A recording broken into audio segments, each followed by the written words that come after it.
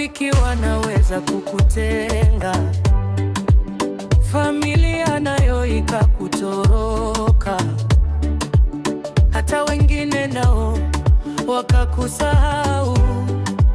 Jamani, vumilia, hayo yote yana mwisho.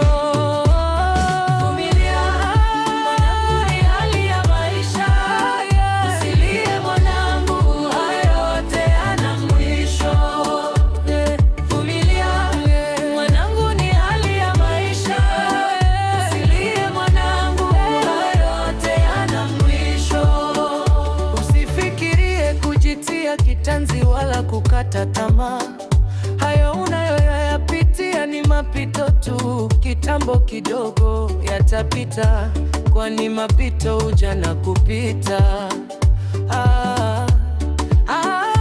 Vumilia. Vumilia, mwanangu, ni hali ya maisha. Usilie mwanangu, hayo yote yana mwisho. Vumilia, mwanangu, ni hali ya maisha.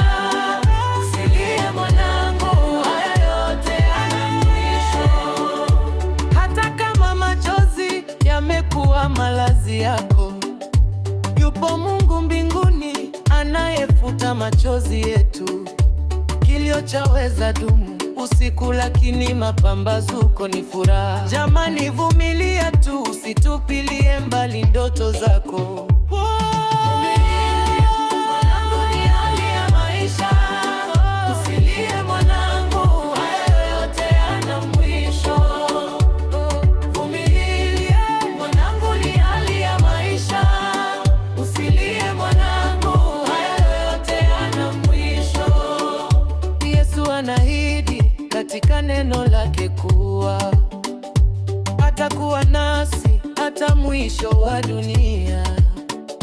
Japo pitapo kwenye maji mengi hautagharikishwa, na wala ndimi za moto hazitakuteketeza.